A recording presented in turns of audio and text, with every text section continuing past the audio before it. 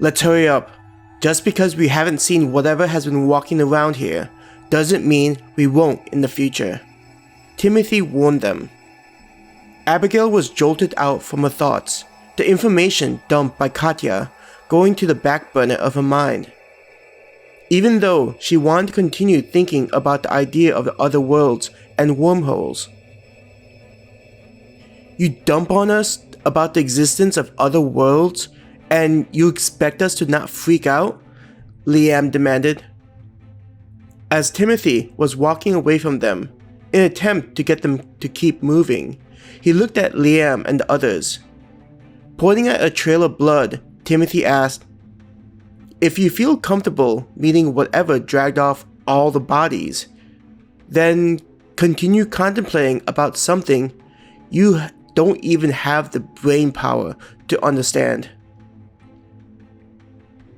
Liam, I think we should follow Timothy, Michelle said to Liam, tugging on his arm. The blood had drained from Michelle's face, hearing about meeting the creature roaming about Pentasoft. Agreeing with Michelle, Roger said, I think we should go with Timothy. This place creeps me out. When Abigail checked what Sheila and Helen thought about going with Timothy, they nodded their heads. Just seeing how both looked shaken by the big reveal, Abigail didn't bother saying anything.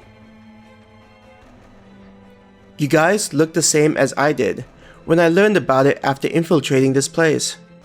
It's different when you're watching the test videos, the things that come out of the portal. Katya's voice trailed off as she remembered something. Though Timothy started walking away from them, he seemed to empathize with their mindset. It's not much longer until we get... A clamoring noise in the ceiling startled everyone.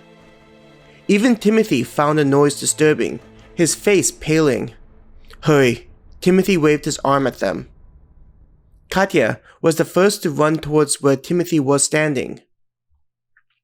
I think our luck ran out, Abigail said to the group. Pushing Helen and Sheila in the direction Timothy was standing. We can't stay here. Liam and Michelle nodded their heads, grabbing Robert and running after everyone. Partly curious about what the creature looked like, Abigail paused a bit. The long hallway was empty, lacking any indication about the existence of the creature. Abigail! Sheila hissed loudly at her. Though she knew it was putting everyone in danger, Abigail couldn't help but stay still. She hated how they weren't able to see whatever was chasing after them in the forest. Such an experience pushed her to check out what was after them this time. Deep down, Abigail wanted to stop having to run from shadows and live in a world filled with fear. A jerk of her arm and sensation of her back striking against the wall jolted her from her thoughts. Looking to see what happened, her face stung as she felt something smack the side of her face hard. Roughly, 2 hands pressed her shoulders against the wall. When the ringing and dizziness in her head faded away, she realized it was Timothy. Do you think this is a game? He yelled in a quiet voice, not wanting to attract the attention of whatever caused the noise. That noise wasn't the sound of something to be curious about. If it catches up to us, then we'll share the same fate as everyone else who worked here. Even after getting chastised by Timothy, Abigail still felt strange. She knew her actions were dangerous to everyone in her group, but something still... Timothy's hand struck her again, this time harder than the last. Taste of iron entered her mouth, the sting on her lip indicating the strike had cut it. As she sporadically blinked her eyes in an attempt to clear her mind from the bright lights and ringing, Abigail realized something was wrong. Timothy lessening his grip on her shoulders was an indication of him noticing something was different with Abigail. We need to go now. Abigail stumbled over her words, still not fully in control of her faculties. She didn't even hear a response, but did feel Timothy placing one of her arms across his shoulder, and his arm wrapping around her torso. Half carrying her, Timothy quickly helped her get back to where everyone was standing.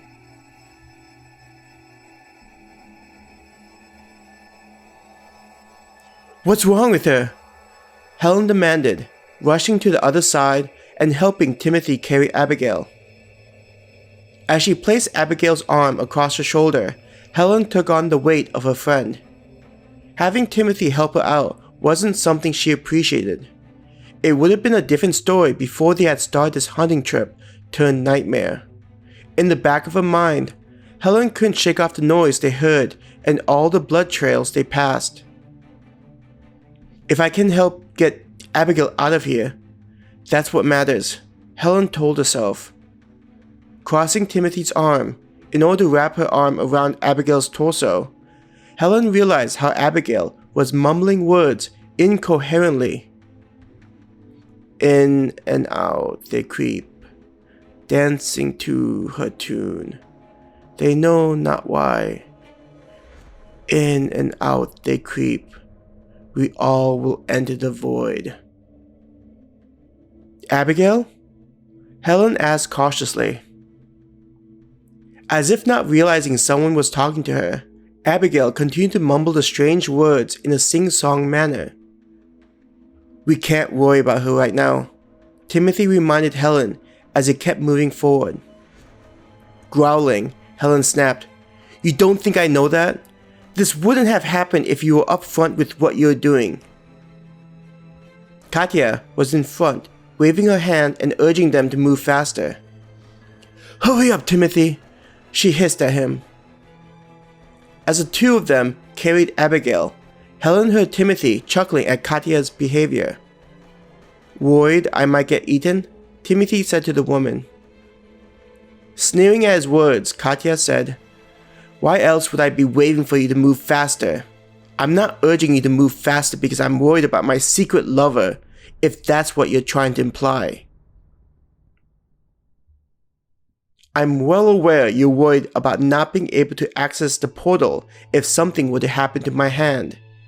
And you can't slice it off without triggering the security protocols protecting against such strategies," Timothy said, an edge to his voice. Snorting, Katya said, "If you know so much, then hurry up. I think it's still not aware we're here." "Bitch of a woman," Timothy snarled as he picked up the pace. Helen grunted, feeling dragged forward with Timothy's change in pace. She would have said something if not for being partially glad for getting farther away from whatever was inside with them. Though the hallway was long, Helen soon noticed a turn ahead. When they reached it, there was another security door. Compared to the previous ones, this door shared a similar material as the rest of the wall. Placing his hand on the panel and waiting for it to turn green, Timothy said, "This place is different compared to the other parts of the building."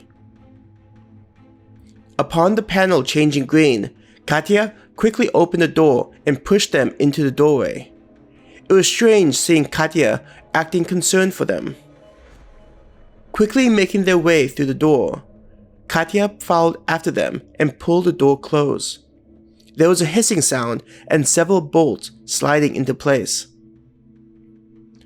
"Finally," Katya sounded relieved after the door completed its process. When Helen looked around Abigail's head to see Timothy, he looked back at her. He said, "This area is where the serious studies related to the portal were conducted. Compared to other parts of the building, the security is designed to isolate everyone from any external variables. This means we should be safe for a little bit from whatever that thing is." Katya summed up Timothy's words. Helen looked at Sheila and her friends, who looked relieved to be in a place free of the horror stalking them. Feeling a similar sensation, Helen was about to say something when Abigail's body became lifeless. "Abigail!"